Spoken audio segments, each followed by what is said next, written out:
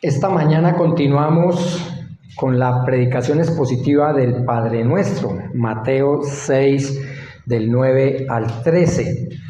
Y como ya les he dicho, estamos recorriendo este bosquejo homilético en el cual tenemos la prioridad, que es su adoración, que ya la vimos, el propósito, que es su glorificación, y la participación, que es su gran comisión, que vimos la semana pasada.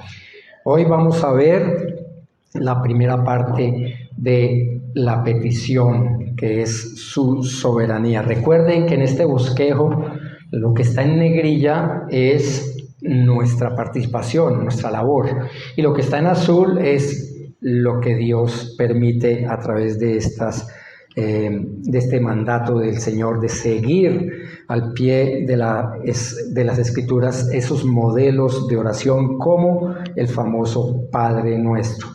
Y habíamos visto que la prioridad es su adoración. Padre nuestro que estás en los cielos. Un breve resumen de lo que hemos visto hasta ahora.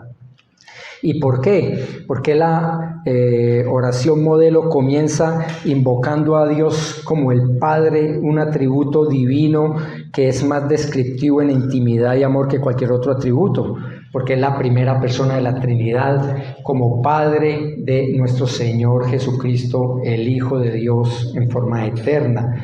Y dice Juan 4:23, porque ciertamente a los tales, a los adoradores, en espíritu y en verdad, el Padre busca que le adoren. Así que nuestra prioridad 1A es la adoración. También el Señor Jesucristo enseñó dentro de esta oración modelo el segundo aspecto, que es su propósito. El propósito es su glorificación. Cuando entendemos que la adoración y la glorificación van de la mano, es que esta glorificación es la extensión de la adoración, o es la continuación de la adoración.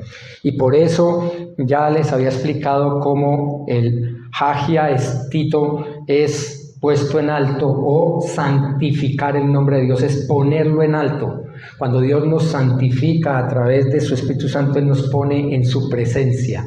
Así es que nosotros debemos hacer con el nombre, los títulos, el nombre que ya les compartí a ustedes suficientemente, para que podamos glorificar a Dios diariamente, nombrando sus títulos, nombrando sus atributos divinos.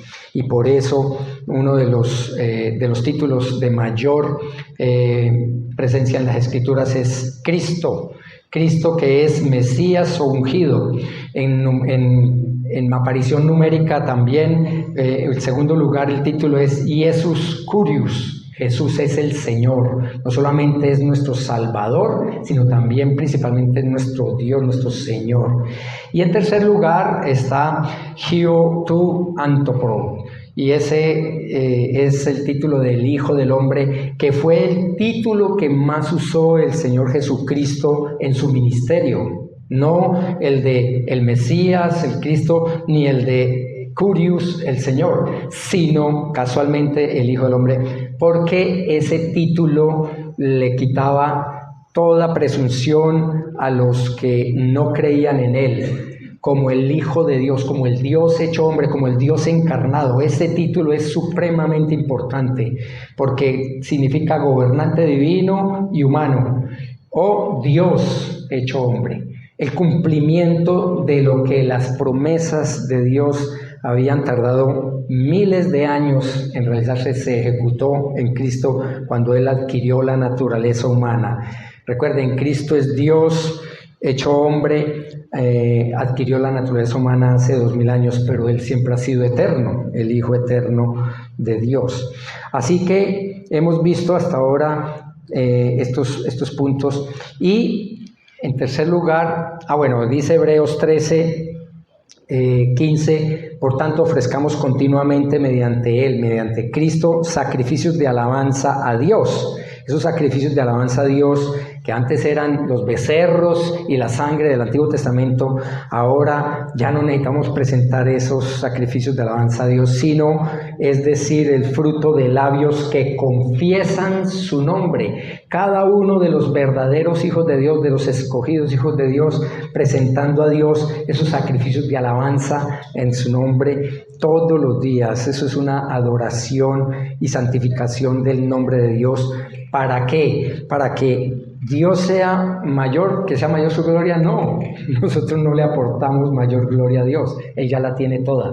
Es para favorecernos nosotros, porque alcanzamos a recibir, a reflectar, sí, a proyectar o a disfrutar, a reflejar en nosotros su deleite, su gozo, su satisfacción, su gloria. Eso es glorificar a Dios. Así que esa bondad de Dios nos da el privilegio de hacerla a través de santificar su nombre. Y en tercer lugar, la participación, que acabamos de ver la semana pasada, con su gran comisión: venga tu reino, que les explicaba la semana pasada. Que esa gran comisión Dios quiere que pidamos en una verdadera y sincera acción de corazón, que el reino de Dios se dé en forma completa. Por eso el mismo Señor dijo en Lucas 11 y en Juan 3 acerca del reino. Él dijo que el reino estaba aquí porque el mismo Rey estaba en forma presencial. El mismo Dios hecho hombre es el Rey de reyes y Señor de señores. El reino estaba en Él y Jesucristo lo inauguró de tal manera que Él dijo en Juan 3:3, hablándole a Nicodemo, respondió Jesús y le dijo: en verdad te digo que el que no nace de nuevo no puede ver el reino de Dios. Una condición obligatoria para poder pertenecer al reino de Dios es nacer de nuevo. Y en el versículo 5 Jesús le respondió: en verdad te digo que el que no nace de agua y del Espíritu no puede entrar en el reino de Dios. Y les explicaba cómo en Primera de Pedro, Dios dice que hemos sido renacidos por la fe en la palabra de Dios. Y por eso Jesús declaró que nacer de nuevo espiritualmente era una necesidad absoluta y total. Era una necesidad verdadera de hacer su voluntad a través, o nacer de nuevo, un nuevo génesis, una nueva regeneración a través de esa regeneración. Dice Tito 3:5, Él nos salvó por medio del lavamiento de la regeneración, o nacer de nuevo, es el mismo término en griego, que es la renovación por el Espíritu Santo. Y Primera de Pedro 1:23, pues habéis nacido de nuevo, has sido regenerados, no de una simiente corruptible en la parte humana, sino de una que es incorruptible, es decir, mediante la palabra de Dios que vive y permanece para siempre. Por eso el inicio de una nueva vida en una persona, para ser radicalmente renovada, es a través de la fe en las promesas y verdades del Señor. Pero esa fe no puede existir si Dios no nos la da. Y si Él no nos ilumina el entendimiento para darnos vida espiritual y creer esas promesas y verdades y vivir esa transformación. Es nacer del agua, nacer de las promesas y verdades de la palabra de Dios. Jesucristo dijo: yo soy el agua de vida. El que tome de esta agua jamás tendrá sed. Bueno, está hablando de esa palabra de Dios, del verbo de Dios hecho escrituras para que podamos beber diariamente. Y a través del Espíritu Santo, quien es el que infunde su poder y autoridad y vida espiritual usando las Escrituras para regenerarnos en una obra exclusiva y sobrenatural del Señor. Hoy vamos a mirar el cuarto ítem de esta oración modelo, es decir, lo cuarto que enseñó nuestro Señor Jesucristo a sus discípulos en cuanto a ese modelo de oración en Mateo 6. Pero antes vamos a leer una vez más el pasaje. Les ruego, por favor, se colocan de pie y vamos en lectura antífonal. La palabra de Dios en Mateo 6, del 9 al 13, dice la palabra de Dios: Vosotros pues orad de esta manera: Padre nuestro que estás en los cielos, santificado sea tu nombre. Venga tu reino, hágase tu voluntad, así en la tierra como en el cielo. Danos hoy el pan nuestro de cada día, y perdónanos nuestras deudas, como también nosotros hemos perdonado a nuestros deudores. Y no nos metas en tentación, mas líbranos del mal, porque tuyo es el reino y el poder y la gloria para siempre jamás. Amén. Señor Dios, gracias por tu modelo de oración, gracias por tu palabra que es viva y eficaz y nos permite tener el testimonio escrito, que está por encima de un testimonio vivido presencial humano.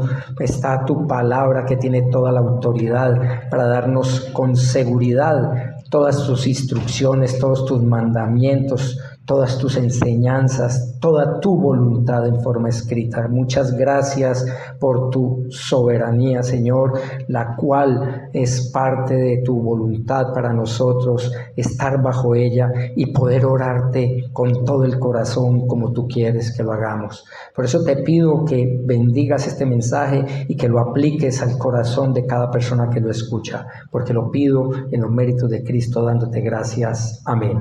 Tomamos asiento, hermanos.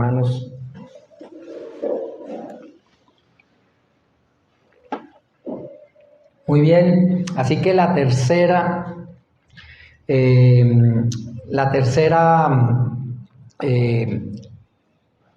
aspecto del Padre Nuestro es la petición. La petición es su soberanía. Y como les dije, vamos a ver la primera parte por lo extenso de este tema, aunque está reducido al máximo, pero está hablando de hágase tu voluntad así en la tierra como en el cielo. Ahora la enseñanza del Señor Jesucristo, después de enseñar la adoración y la glorificación, ahora Dios hecho hombre enseña a sus discípulos su soberanía. ¿Qué es lo que debemos pedir? Hágase tu voluntad así en la tierra como en el cielo. Por eso el Señor apunta aquí a que sus hijos verdaderos pidamos que se haga la voluntad de Dios perfecta. Pero entonces aquí la pregunta es, ¿y cuál es la voluntad de Dios según la palabra de Dios? ¿Acaso nuestras peticiones pueden cambiar en algo la voluntad de Dios? La pregunta número uno que yo escucho, más que cualquier otra pregunta como consejero y como pastor, es que me dicen: pastor, ¿cómo puedo conocer la voluntad de Dios para mi vida? Esa es la pregunta que todo el mundo me hace, o la gran mayoría, por no decir que todos. Las personas sinceras en una fe cristiana, que entendemos que Dios es soberano y queremos vivir una vida de obediencia al Señor, queremos saber qué es lo que Dios quiere que hagamos. Eso es algo que debemos tener en cuenta. Y cuando la gente me hace esta pregunta, yo les digo cuál es ese significado de lo que quiere decir. El término voluntad de Dios en las Escrituras debo entenderlo. ¿Por qué? Porque no sé a qué está refiriéndose. No sé la voluntad de Dios en qué sentido. En el aspecto físico, en el aspecto económico, en el aspecto sentimental, emocional, no sé. Entonces, ¿a qué se refiere cuando me preguntan, quiero conocer la voluntad de Dios para mi vida? Bueno, lo primero que yo apunto es a las Escrituras, como siempre, contextualizando, y debemos saber y entender, todos los hijos de Dios debemos saber y entender de qué voluntad está hablando la palabra de Dios. Dice Deuteronomio 29:29, las cosas secretas pertenecen al Señor nuestro Dios, mas las cosas reveladas nos pertenecen a nosotros y a nuestros hijos para siempre, a fin de que guardemos todas las palabras de esta ley. Este es uno de los textos que creo debemos estar conscientes, particularmente cuando luchamos con este tema de la voluntad de Dios para nuestras vidas. Ahora, en el lugar donde se encuentra este texto es muy importante. El libro de Deuteronomio es la segunda vez que Dios da la ley al pueblo. O sea, 40 años después que lo hizo en Éxodo, ahora por segunda vez les da otra vez la ley, y es la segunda parte o el segundo libro de la ley, por así decirlo. Está recapitulando la ley entregada por Dios a Moisés para su pueblo. Y al final encontramos de este texto que hace una distinción aquí en Deuteronomio 29 de dos aspectos de la voluntad de Dios. Primero dice las cosas secretas. Aquí está la voluntad oculta de Dios. En el latín es Deus absconditus. Deus absconditus, la voluntad oculta de Dios. Y en segundo lugar vemos la voluntad revelada de Dios. Deus revelatus. Deus revelatus. O sea que hay una voluntad oculta y hay una voluntad revelada. Y eso lo vemos ahí en Deuteronomio. Martín Lutero y los reformadores hablaron con respecto a los límites de nuestro conocimiento de Dios. Y entendemos, hermanos, que no tenemos ni nunca tendremos un pleno, total y definitivo conocimiento completo de Dios, ya que Dios no nos ha revelado todo lo que Él podría revelar para ser conocido acerca de Él o acerca de sus intenciones y voluntad para este mundo y para nosotros. Uno de los muchísimos atributos de Dios es su incomprensibilidad. Él es el Dios incomprensible. ¿Por qué? Porque no lo llegamos a comprender, ni siquiera en la eternidad. Vamos a seguir conociendo a Dios eternamente, y como Él es eterno, necesitamos una eternidad para seguir conociendo a Dios eterno que jamás vamos a terminar de conocer completamente. ¿Se dan cuenta? Es infinito, pero ese gozo y esa alegría de conocer más a Dios lo vamos a vivir plenamente en la eternidad y continuamente y crecientemente. Así que cuando esto nos lo muestra el Señor acerca de su incomprensibilidad, esto pertenece a la Deus absconditus. Sin embargo, al mismo tiempo, cuando vemos que hay cosas secretas en Dios, no nos quedamos totalmente en la oscuridad para ir en este mundo o en esta vida a tientas en la búsqueda de la comprensión de Dios. No es que Dios haya huido y esté completamente escondido y no nos haya revelado nada sobre Él mismo, no. Por eso también tenemos la Deus revelatus, que es la parte de Dios que Él ha revelado soberanamente en su palabra. Cuando dice que las cosas secretas pertenecen al Señor nuestro Dios, se refiere a la voluntad oculta de Dios o secreta de Dios. Es una voluntad secreta.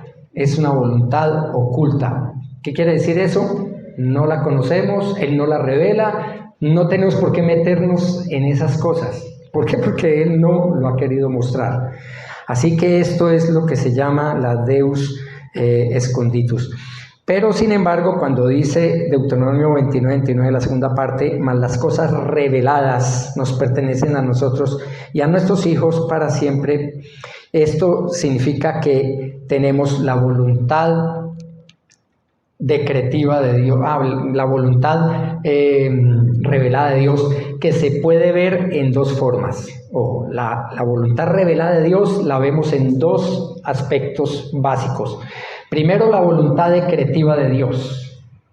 La voluntad revelada de Dios o la Deus revelatus es voluntad decretiva en primer lugar, que es la voluntad de Dios por la cual lleva a cabo de forma soberana todo lo que Él quiere. También se conoce como la voluntad absoluta o soberana o eficaz de Dios.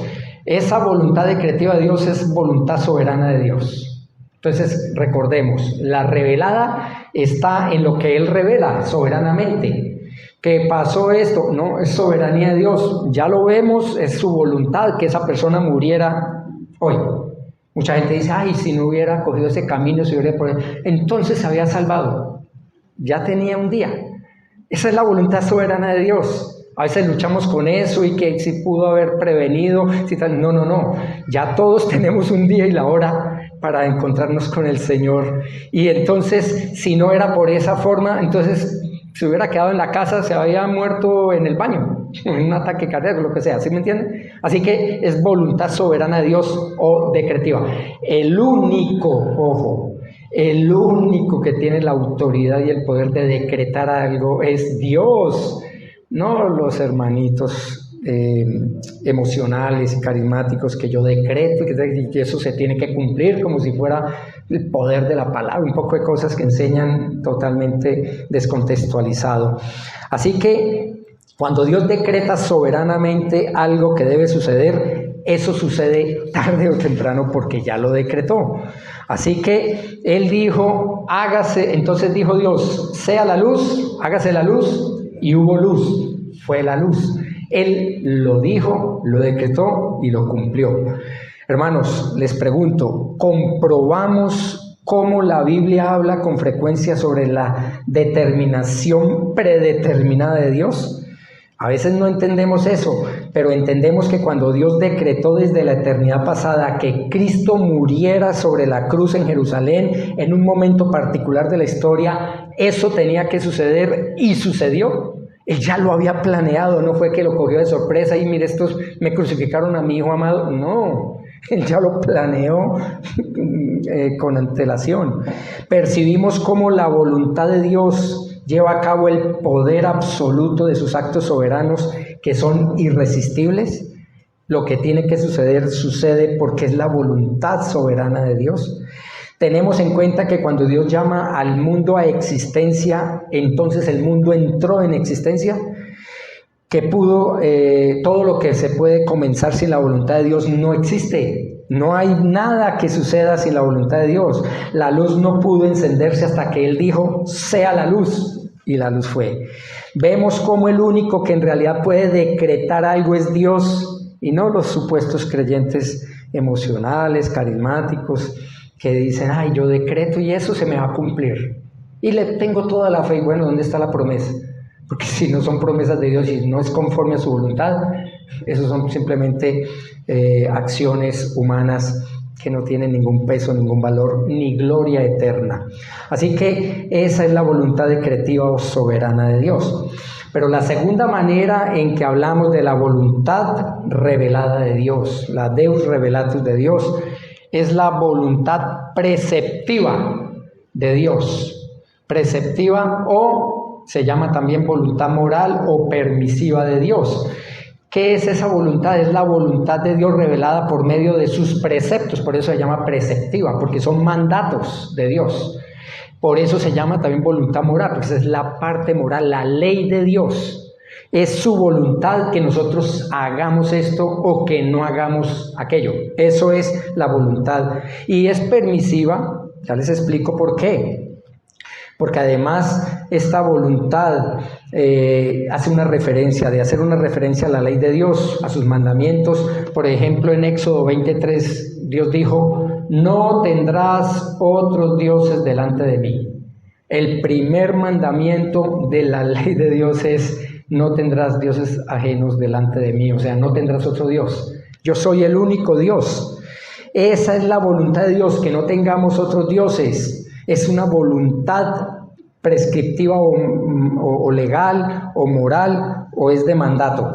Y Dios quiere que nada se interponga entre Él y sus criaturas, pero los seres humanos en general, la humanidad, ha caído en la idolatría y en el pecado vez tras vez tras vez, y lo triste es que como creyentes caemos en lo mismo muchas veces. Igual sucede en los escogidos hijos de Dios.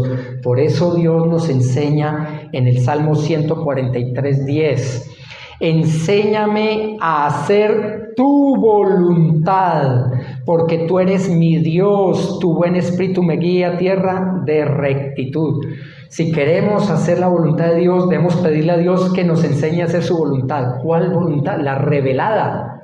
La oculta no, porque no la conocemos. ¿Yo qué voy a hacer algo que no conozco? Es lo que Él ha manifestado, porque es para nosotros. Las cosas reveladas nos pertenecen a nosotros.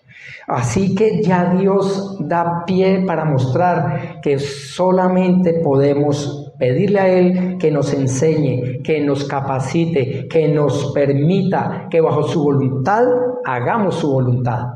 Y eso es algo que debemos hacer diariamente.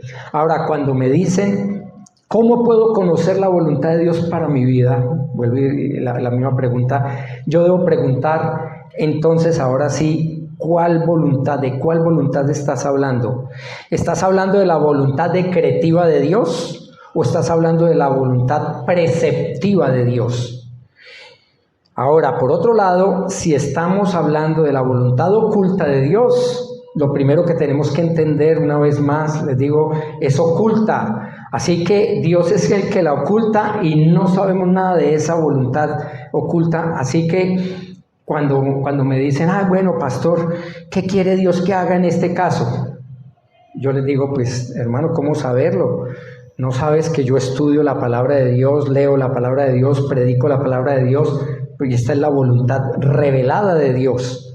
Ya si me preguntas cosas que son del futuro, cosas secretas, yo no puedo leer la mente de Dios. Eso es oculto. Ahora, cuando sabemos que todo lo que podemos hacer nosotros es leer la palabra de Dios, creer la palabra de Dios, obedecer la palabra de Dios, entregarme a su voluntad revelada, esa es tarea suficiente para el resto de la vida. No necesitamos buscar nada más. El secreto de la venida del Señor, la segunda venida está tan próxima que mire ya, y está el día y tal hora. No, Dios les ha dado una bofetada de verdad a todas esas gentes que se atreven a fechar la segunda venida del Señor y que miren las señales y unas interpretaciones absurdas, completamente ilógicas y antibíblicas. Por eso, cuando es sobre la voluntad oculta, le están preguntando a una persona equivocada, porque no tengo la menor idea de lo que en la mente de Dios está en su secreto que no ha revelado. Solo Él lo sabe, Él lo ha revelado, no lo ha revelado para nosotros, sino es para sí mismo. Ahora, cuando Juan Calvino dijo, donde Dios cierre... no lo tengo ahí en la cita, pero cuando dijo, donde Dios cierra su boca, santa, desistiré de la indagación. Juan Calvino entendió que había cosas que Dios no ha dicho y no tenemos por qué ponerle en la boca de Dios cosas que no ha dicho. Eso es algo triste, hermanos. Dios me dijo, Dios me reveló. ¿Dónde? En la palabra. No, es que es un sueño, fue una visión. Pero Dios no lo hace ahora de esa manera. La palabra de Dios ya se reveló completamente. Lo que necesitamos es iluminación para entender la revelación de Dios, que eso es diferente. Por eso esa voluntad oculta no es asunto nuestro, porque está escondida. Es algo maravilloso y virtuoso saber lo que Dios quiere que hagamos. Eso es muy bueno, que sepamos lo que Dios quiere y lo hagamos. Eso es muy bueno. Pero debemos saberlo es a través de lo que Él ya ha revelado. No a través de lo que no ha revelado. Puede que Dios tenga un plan secreto para nuestra vida definitivamente, pero eso no es asunto nuestro. Al mismo tiempo, el Señor puede guiarnos y dirigir nuestros caminos y nuestras vidas, y por eso debemos orar. Hágase tu voluntad así en la tierra como en el cielo. Que se haga ¿cuál voluntad? Toda, tanto la oculta como la revelada, que se haga su voluntad. Así que una vez más, no hay nada de malo en buscar lo que llamamos la iluminación del Espíritu Santo de Dios en nuestras vidas para saber cómo interpretar, cómo vivir, cómo obedecer su voluntad revelada. Eso es algo que debemos hacer todos los días. Enséñame, Señor, a hacer tu voluntad. Eso es lo que debemos hacer. Pero hay que entender, hermanos, que nosotros debemos procurar glorificar a Dios con lo que Él nos ha dado, no con lo que no nos ha dado. Por eso es nuestra urgente necesidad diaria pedirle al Señor que nos guíe. Hay que entender que desear conocer la voluntad del Señor no implica que estemos tratando de lidiar con la adivinación que Él prohíbe. Él prohíbe lo de la adivinación, horóscopos, ouija y consultar muerto y todas esas cosas. Eso es abominable a los ojos de Dios. Eso es algo que no debemos hacer, el agorerismo. No, yo no paso por esta escalera porque me va a caer algo me va a pasar. El gato negro, no, algo me va a suceder. Hermanos, eso lo prohibió Dios desde el principio. Nosotros no debemos regirnos por esas tonterías, esas bobadas. Bueno, no son bobadas para la mayoría de gente de este mundo que vive por esas cosas y hace cosas ilógicas y aún diabólicas, siguiendo esas culturas humanas. Por eso Dios quiere que sigamos las Escrituras, lo revelado. No debemos buscar sobre cosas ultrasecretas que ni siquiera el Señor ha dicho y ha revelado. Por ejemplo, desear saber, como les dije, el día y la hora del regreso del Señor. ¿Qué pasaría si yo supiera, si yo supiéramos que, no sé, esta semana viene el Señor por segunda vez? ¿En qué cambiaría nuestra vida? Si ustedes me dicen, ay no, ahora sí me voy a dedicar, hermanos, ¿saben qué? Están pecando, porque nos debemos dedicar ya, no importa la hora y el día que llegue. Debemos estar consagrados adorando al Señor. Ahora sí voy a coger la lista y voy a adorar al Señor. Ahora sí voy a alabarle con nombre propio y ahora con los atributos. Ahora sí voy a asistir a la iglesia fielmente porque, hermanos, si no estamos haciendo eso, el que sabe hacer lo bueno y no lo hace, le es pecado. No cambiaría en nada el saber que Él llega esta semana. Si me dicen que cambia su vida, hermano, es que no estamos haciendo lo correcto. Por eso sepamos y entendamos que es como si ya viniera, hermano. Nosotros debemos vivir a la luz de la segunda venida del Señor, ya. Es un hecho, es real, lo ha prometido. Adivinen qué va a pasar. Va a pasar porque ya lo decretó y lo ha revelado en las Escrituras. Yo vuelvo, Él regresa, es seguro, es imparitable su promesa. Así que dice Mateo 24:36. Pero de aquel día y hora nadie sabe, ni siquiera los ángeles del cielo, ni el Hijo. Dios hecho hombre en su limitación humana, Él se autoimpuso al hacerse hombre y tener una naturaleza humana, ni siquiera Él sabía el día y hora de su regreso. Como Dios lo sabe, pero no como hombre, y dice, sino solo el Padre. En su potestad, Dios lo determinó un día y ya Él lo va a hacer. Ni siquiera Jesucristo en su naturaleza 100% humana lo sabía. Así que entonces, ¿para qué nosotros queremos saberlo? Nuestro andar cristiano no debería cambiar en nada si supiéramos el día de su segunda venida, porque siempre debe ser en nuestra vida el de buscar honra y gloria y alabanza al Señor con todo lo que vivamos, sea que comamos o durmamos, o bebamos, oremos, o adoremos, sea todo para la gloria de Dios. Así que eso no es asunto nuestro. En Hechos 1:7 dijo lo mismo a los discípulos, dijo en Hechos 1:7, en la despedida terrenal de su ministerio, dijo, y Él les dijo, no os corresponde a vosotros saber los tiempos ni las épocas que el Padre ha fijado con su propia autoridad, o sea, las cosas secretas de Dios, a ustedes no les interesa. Vas a restaurar, ¿cuándo van a restaurar? Vas a restaurar el reino a Israel. Mire, ¿saben qué? Ustedes preocúpense que van a recibir poder del Espíritu Santo, etcétera, etcétera. Así que Dios limitó ciertas cosas y no tenemos por qué estar investigando eso. No vemos, hermanos, que este asunto de Dios, hay cosas de Dios que no nos corresponde a nosotros saber. No nos interesa saber, no captamos entonces por eso que Dios es tan severo a veces con sus advertencias en las Escrituras con aquellos o contra aquellos que tratan de descubrir el futuro a través de medios ilícitos, como ya les dije, la ouija, adivinos, cartas del tarot, horóscopos y todas esas cosas. En cambio, ¿qué dice la Biblia acerca de su guía diaria para los verdaderos hijos? Bueno, el Salmo 119:9 dice, ¿cómo puede el joven guardar puro su camino? Guardando tu palabra. Eso es lo que nos interesa, lo que está revelado en las Escrituras para nosotros.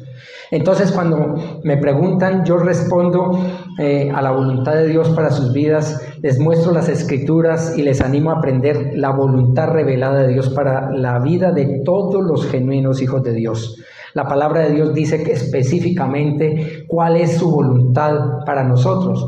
Por ejemplo, 1 de Tesalonicenses 4:3, porque esta es la voluntad de Dios, vuestra santificación, es decir, que os abstengáis de inmoralidad sexual. uno de los versículos donde declara Dios claramente su palabra cuál es su voluntad.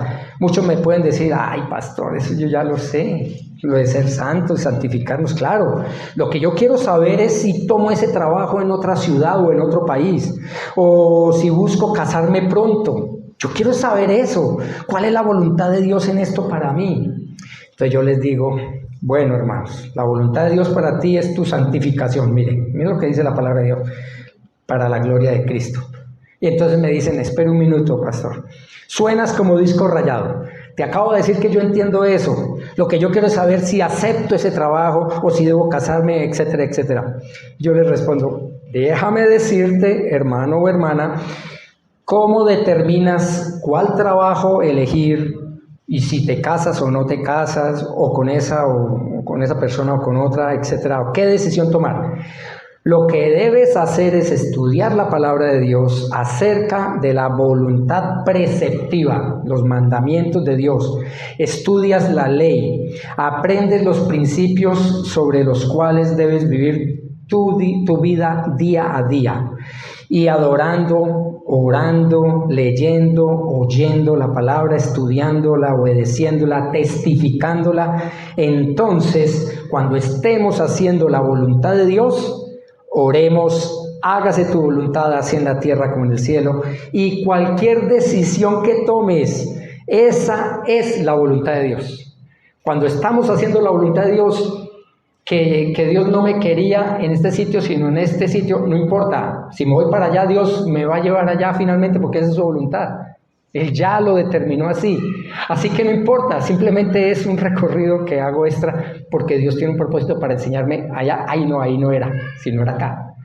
Así que hermanos, encarguémonos o más bien atendamos la voluntad de Dios declarada, revelada, y hagámosla para que lo que hagamos entonces en nuestra vida, cualquier decisión que tomemos, está bajo su voluntad soberana.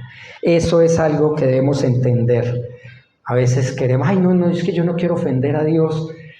Hermano, nosotros ofendemos a Dios con solo respirar cuando no lo hacemos para su honor y gloria y alabanza. Cuando no lo hacemos conscientemente que es un milagro que hoy viva, que es un milagro que hoy haya salido agua en esa ducha, que es un milagro que hoy pueda respirar, que es un milagro que yo pueda ver, que yo pueda caminar, es un milagro. Si nosotros no estamos continuamente alabando y adorando al Señor, estamos fallando. Ahora, como ya les he dicho, el único que hace la voluntad de Dios es nuestro Señor Jesucristo. Por eso me quita el peso de encima de tener yo que hacer algo que no puedo hacer porque soy pecador.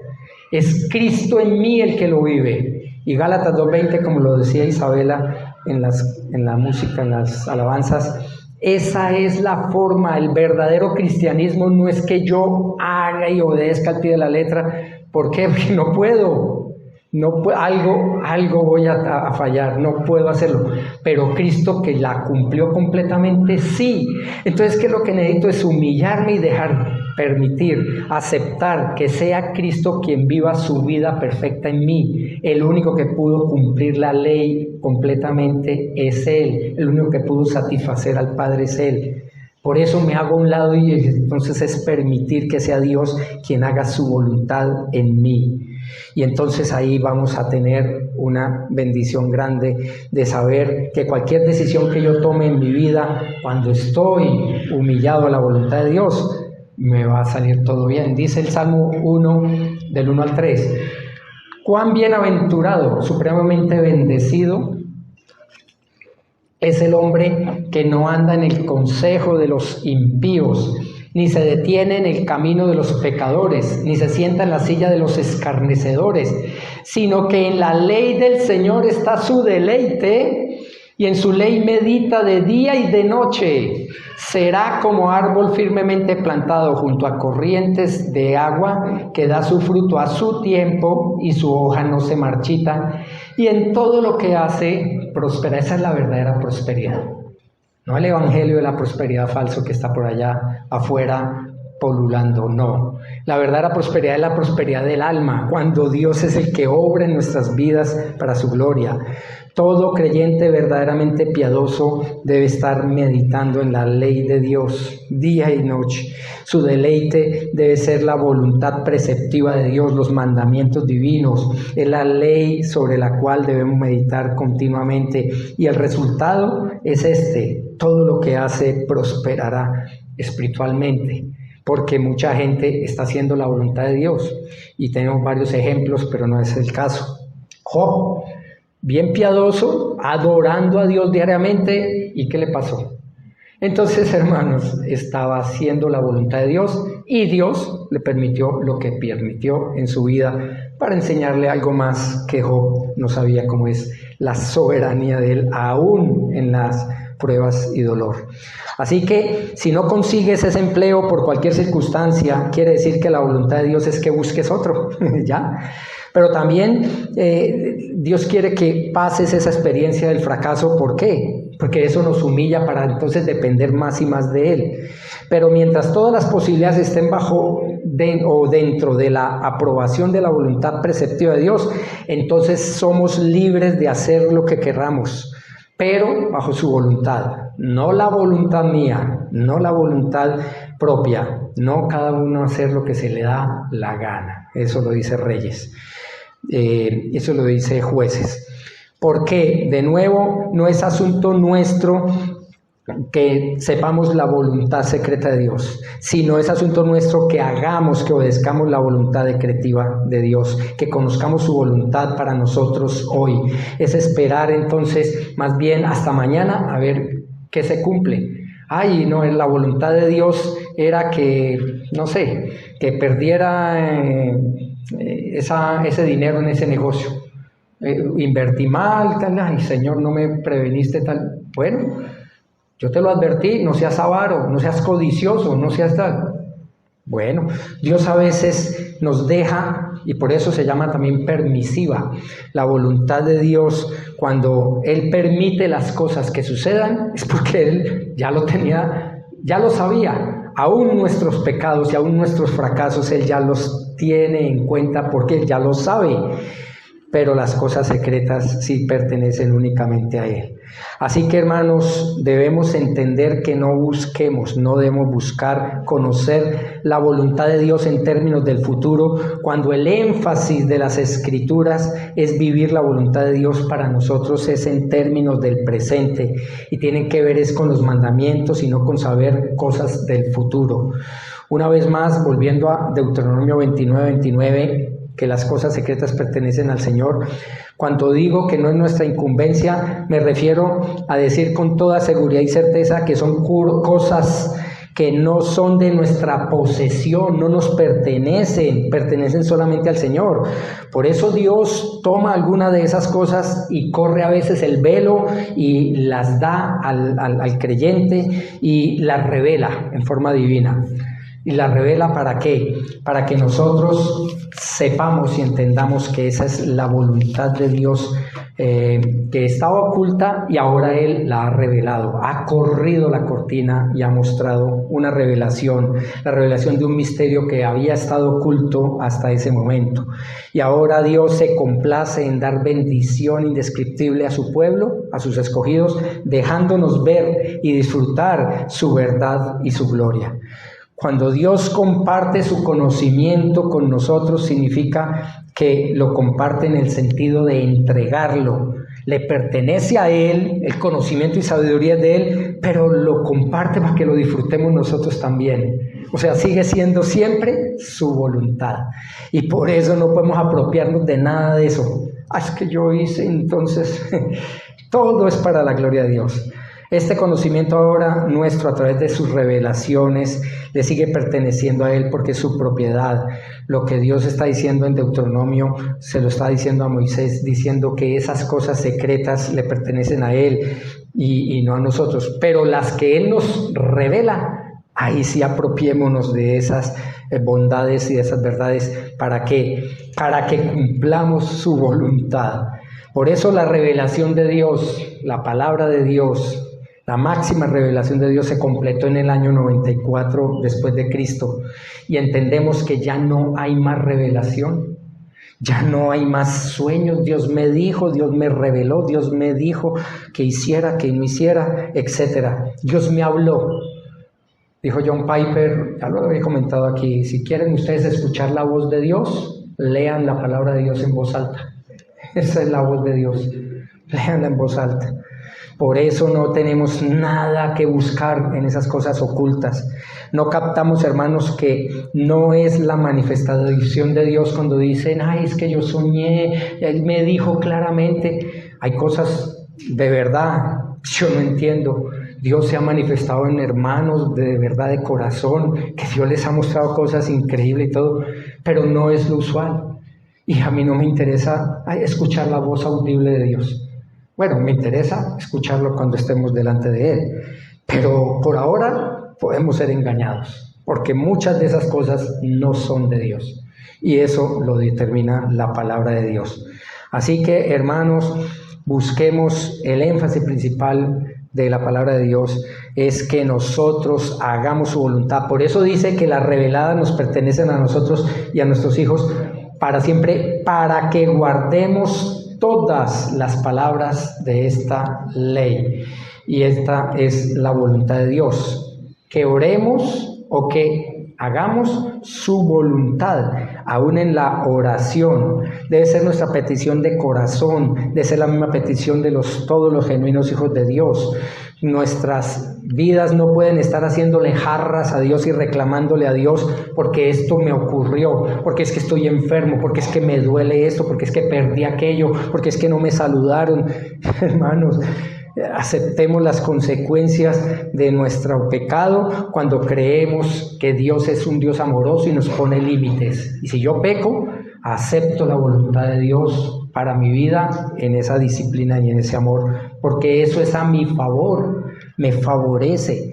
Ahora, si nuestras peticiones no pueden cambiar en nada la voluntad de Dios, ¿para qué quiere que le oremos? Bueno, este pasaje nos lo enseña claramente. En 1 Juan 5:14 dice, y esta es la confianza que tenemos delante de Él, que si pedimos cualquier cosa conforme a su voluntad, ¿secreta? No, revelada, Deus revelatus, conforme a su voluntad, Él nos oye. ¿Saben? La realidad de la función principal de la oración del creyente en la iglesia no es torcer el brazo de la voluntad de Dios a nuestro favor o a favor de alguien, no. La oración, Dios nos da la bendición de dárnosla para reflejar la gloria de Dios cuando los creyentes cumplimos su voluntad y en forma soberana a través de nuestras peticiones como sus hijos, Él cumple su voluntad ya predeterminada. O sea que Dios nos da el privilegio de pedir que haga lo que Él ya había determinado hacer. Es increíble. Y eso es un gozo cuando uno dice, y es una oración contestada. Y se llena uno de satisfacción. Esa es la gloria de Dios en nosotros. Porque hicimos su voluntad, la que Él ya había decretado. ¿Se dan cuenta? Así que, hermanos, cuando entendemos eso, dejemos de luchar. Ay, no, es que si yo no hago esto, entonces esa persona, yo por muchos años me viví una vida de carga, que si yo no oraba por este hermano o por esta familia o por esta persona o tal, ellos iban a ir al infierno por mi culpa. ¿Cómo? Eso me enseñaron a mí. Ay, no, ore porque si no, ellos se van para... Usted sí va a rendir cuentas a Dios por la sangre, y que citan el Antiguo Testamento, descontextualizado, por supuesto, y vive uno con una carga y un dolor y una tristeza y yo no puedo hacer nada. Ahora, si tengo la oportunidad de orar, es un privilegio y estoy abonando gloria para el día de la gloria. Lo mismo que predicar el Evangelio, es resultado de la predicación del Evangelio, es para la gloria de Dios, no para la mía. Pero ¿cuál es mi deber? Predicar.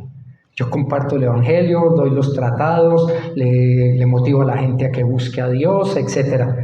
Pero de Dios depende el resultado. Es de Él, solo de Él. Y por eso Dios quiere hacer su voluntad con nosotros, para que nosotros disfrutemos de esa bondad. Así que hágase tu voluntad así en la tierra como en el cielo, lo enseñó nuestro Señor Jesucristo. Comprendemos, hermanos, que desperdiciamos la oportunidad continua de conectarnos a la voluntad de Dios cuando dejamos de orar, cuando dejamos de hacer la voluntad en la oración modelo. Ahora, como digo siempre que me preguntan, ¿cómo puedo conocer la voluntad decretiva de Dios para mi vida?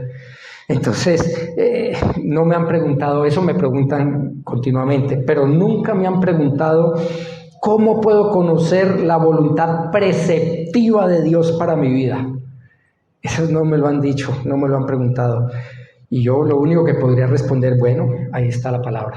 Lean, crean, estudien, obedezcan, cumplan y prediquen. Nadie me lo ha dicho y eso es triste, eso es muy triste. Hay hermanos que dicen, pastor, yo sí quiero cumplir la ley de Dios. ¿Verdad? Si es esa la voluntad de Dios, que cumplamos su ley, empecemos entonces a hacerla, a vivirla. Hay creyentes que están preocupados por hacer la voluntad de Dios, pero no son muchos, tristemente. Así que la mayoría de los creyentes, cuando preguntan sobre conocer la voluntad de Dios para sus vidas, están preguntando sobre un conocimiento futuro que le corresponde únicamente a Dios, el cual lo tiene todo cerrado. Y si quieren conocer la voluntad de Dios en el sentido de lo que Dios autoriza, es con lo que Él se complace, es con lo que Él ordena, es con lo que Él manda, entonces eso cabe dentro de la voluntad preceptiva de Dios. Sus mandamientos, su ley, la ley moral de Dios, que revelan el carácter de Dios y de paso nos revela a toda su iglesia lo que cada uno de nosotros podemos hacer que le agrade a Él, que le satisface a Él. Por eso el Salmo 119, 105 dice, lámpara es a mis pies tu palabra y luz, lumbrera para mi camino, dice la Reina Valera del 60. Y por eso, hermanos, la palabra de Dios es nuestra lámpara, nuestra guía, nuestra luz. Ahí vamos a lo seguro, ahí vamos no a tientas, sino a lo que Él ha revelado. ¿Por qué si tenemos estas promesas de Dios y estas verdades de Dios y estas enseñanzas de Dios, por qué estamos buscando nuestro propio camino y estamos a tientas en la oscuridad y queremos saber la voluntad de Dios para nuestra vida sin discernir que lo que necesitamos es estar en la palabra de Dios para que Él nos muestre dónde debemos ir, qué debemos hacer, qué debemos vivir, etcétera, qué debemos pensar, sentir, hablar, etcétera, etcétera? Esta es la ley de Dios y esta es la voluntad preceptiva de Dios. Y la voluntad de Dios es que obedezcamos cada palabra que sale de su boca. Por eso cuando hagamos la oración modelo, cuando la vivamos, hágase tu voluntad así en la tierra como en el cielo, eso implica que Dios cumpla su soberana voluntad, tanto en este mundo, lo que se ha cumplido, se está cumpliendo y se cumplirá, como lo que nosotros obedecemos. O sea que en esa voluntad decretiva de Dios, ya Él ha decretado, y ahora hay una voluntad preceptiva. ¿Saben qué es lo que pasa? Lo que pasa es que Dios en su voluntad, vemos cómo Él enseñó que las peticiones acerca de su soberanía debe ser nuestra petición diaria. Los hijos de Dios debemos aprender a aceptar con contentamiento genuino su perfecta soberanía divina, manifiesta en su voluntad revelada, que es decretiva o prescriptiva. Y por eso vamos a glorificar al Señor en todo sentido. Ahora, esa aceptación de su voluntad es lo que a Él le glorifica. Cuando nos ponemos bravos porque nos pasó algo, es que estamos diciendo, no, Señor, eso no es mi voluntad. Bueno, ¿qué importa? Es la voluntad de Dios, pero a veces nos cuesta. La oración que nosotros debemos hacer es para su gloria, no para la nuestra. Y nosotros fuimos creados fue para eso, para su gloria. Y hágase tu voluntad, así en la tierra como en el cielo, es que llevemos gloria a su nombre a través de lo primero que ya conocemos, que es su soberanía, y segundo, lo que ya conocemos, que es su voluntad preceptiva o su palabra o su ley o sus mandamientos. Y por eso debemos reconocer en primer lugar su soberanía y en segundo reconocer su voluntad escrita, su palabra. Por ejemplo, cuando tenemos que padecer alguna circunstancia por ser fieles a su palabra, un menosprecio, una humillación, un señalamiento, un tropiezo, lo que sea, un ataque. Yo oro por los hermanos perseguidos en este planeta, por todos los hermanos en todo el mundo, donde por predicar la palabra están siendo perseguidos a una muerte, donde sus esposas y sus hijos quedan huérfanos y abandonados, o viudas y abandonados, o cuando matan a los creyentes por ser fieles a la voluntad de Dios. Dice la palabra de Dios en Primera de Pedro 3:17, pues es mejor padecer por hacer el bien, obedientes a Dios, si así es la voluntad de Dios, que por hacer el mal. Hermanos, miren, vamos a sufrir de todas maneras. Ustedes olvídense que Dios nos creó aquí para ser felices y comer perdices. Eso lo dicen en las bodas y en las películas de Hollywood, pero eso no es cierto. Eso no es realista. Eso es idealista, pero no realista. La vida real es que vamos a padecer porque Cristo padeció y nosotros no somos mayores que el Maestro. Por eso vamos a padecer si es la voluntad de Dios. Ahora yo me siento muy favorecido porque hasta ahora no me han perseguido a muerte. Estoy vivo. Me han, no sé, insultado, vituperado, calumniado, lo que sea. Pero eso no es nada, hermanos. Hay hermanos que verdaderamente han pagado el precio. Y están pagando el precio. Demos gracias a Dios que en este país todavía no ha llegado una persecución total contra Dios, contra la palabra de Dios, contra su iglesia. Por eso, hermanos, podemos entender que desde el principio el Señor advirtió que íbamos a sufrir como creyentes, porque los genuinos creyentes estaremos siguiendo sus pisadas, tanto que no debe sorprendernos experimentar duras pruebas sobre la soberana voluntad de Dios que Él permite en nuestras vidas. Primera de Pedro 4:12 al 19, un texto un poquito largo, pero miren lo que dice acerca de esa voluntad de Dios. Amados, no os sorprendáis del fuego de prueba que en medio de vosotros ha venido para probaros, como si alguna cosa extraña estuviera aconteciendo. Antes bien, en la medida en que compartís los padecimientos de Cristo, regocijaos para que también en la revelación de su gloria os regocijéis con gran alegría. Si sois vituperados por el nombre de Cristo, dichosos sois. Cuando somos vituperados por nuestra propia culpa y pecado, no vamos a tener gozo y alegría, no. Es cuando es en el nombre de Cristo, sentimos una alegría. Gracias, Señor, que me azotaron y ahora sigo predicando porque sigo gozándome en el dolor de haber predicado tu nombre. Pues el Espíritu de gloria y de Dios reposa sobre vosotros. Ahí está, la gloria de Dios sobre nosotros cuando hacemos su voluntad. Ciertamente por ellos Él es blasfemado, pero por vosotros es glorificado. Reflejamos en nosotros su gloria. Que de ninguna manera sufra alguno de vosotros como homicida, o ladrón, o malhechor, o por entrometido, chismosos y todo que somos muchas veces. Pero si alguno sufre como cristiano, como creyente verdadero, que no se avergüence, sino que como tal glorifique a Dios. Porque es tiempo de que el juicio comience por la casa de Dios. Y si comienza por nosotros primero, ¿cuál será el fin de los que no obedecen al Evangelio de Dios? Y si el justo con dificultad se salva, ¿qué será del impío y del pecador? Por consiguiente, los que sufren conforme a la voluntad de Dios, encomienden sus almas al fiel Creador, haciendo el bien, obedeciendo la voluntad de Dios. Hermanos, ¿lo entendemos? ¿Lo aceptamos? ¿O solo nos complace la voluntad de Dios cuando nos favorecen las cosas, las circunstancias? Pero, ¿qué pasa cuando nos duelen? Cuando es esa enfermedad que no nos deja dormir, esa preocupación y esa angustia. ¿Qué hacemos entonces? En conclusión, hermanos, Dios quiere que oremos, hágase tu voluntad con la petición de su soberanía. Pero como les dije, hemos visto apenas la primera parte en la que el Señor, hágase tu voluntad así en la tierra como en el cielo. en la que el Señor Jesucristo enseñó a sus discípulos que pidamos que se haga su voluntad perfecta y soberana, o sea, la voluntad decretiva, como nuestro Creador, porque Él es el que hace todo, y su voluntad prescriptiva, o sea, su palabra de Dios, como nuestro Señor, que obedezcamos su voluntad, aceptamos lo que Dios decreta y obedecemos lo que Él revela en su palabra.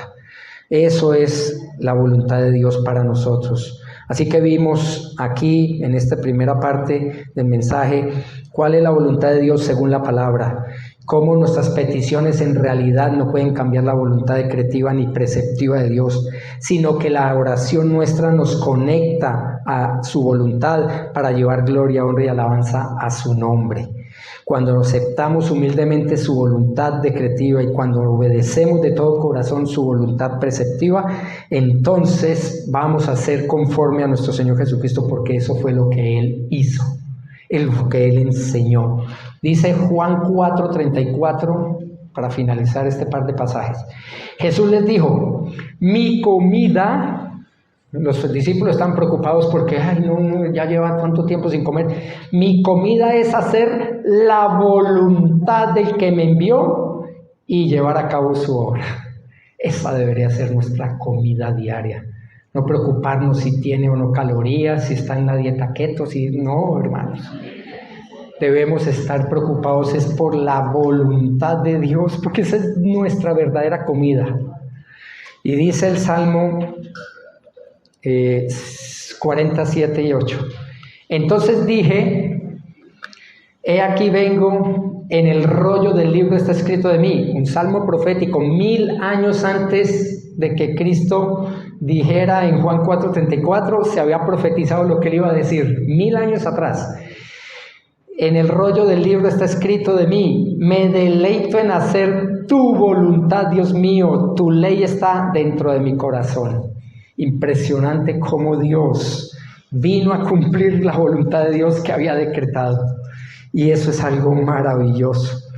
Hermanos, si entendemos esto, les pregunto, ¿estamos dispuestos a aceptar la voluntad de Dios para nuestras vidas, siendo que Dios mismo, como Hijo eterno, la cumplió deleitosamente, muy a pesar del terrible martirio y cruenta muerte que aceptó pasar por amor a nosotros, sus escogidos? ¿Vamos a seguir queriendo conocer la voluntad oculta de Dios para nuestras vidas cuando el futuro solo le pertenece a Dios, a nuestro Dios soberano? Entendemos que solo podemos acceder a la voluntad revelada del Señor a través de los hechos, cuando vemos que todo se ejecuta. Dios lo quería así, aceptémoslo. Y a través de la voluntad preceptiva para conocer su palabra, para obedecer su palabra, para vivir su palabra, etc. Ya por tiempo es la voluntad de Dios que terminemos este mensaje en su primera parte. Vamos a orar. Señor, gracias. Gracias por revelarnos tu voluntad, Señor. Estaríamos completamente perdidos si tú no obras voluntariamente en el corazón de tus escogidos para darnos vida espiritual y a través de la fe que nos das, creer tus promesas, creer tu evangelio y hacer tu voluntad obedientemente, confirmando que somos culpables, pecadores, perdidos, conscientemente pecadores contra ti. Y por eso nos has dado una salvación que solamente corresponde a tu voluntad soberana. Tú nos has escogido para salvación a través de esa convicción de pecado, justicia y juicio, a través de tu Espíritu Santo y a través de tus Escrituras. Y por eso te damos gracias, Señor. Te pido que si hay alguna persona esta mañana aquí que no te conoce verdaderamente como Señor y Salvador de su alma, que hoy apliques toda tu bondad y generosidad y misericordia sobre ese corazón y le muestres su estado perdido y le lleves a una convicción sincera de pecado, justicia y juicio y le lleves a un arrepentimiento que solamente tú puedes dar para que caiga de rodillas y te declare como el único y única esperanza de su alma y el único salvador de su vida. Por favor, Señor, haz tu obra. Por favor, lo hacemos todo, lo pedimos todo, en los méritos de Cristo, dándote gracias. Amén.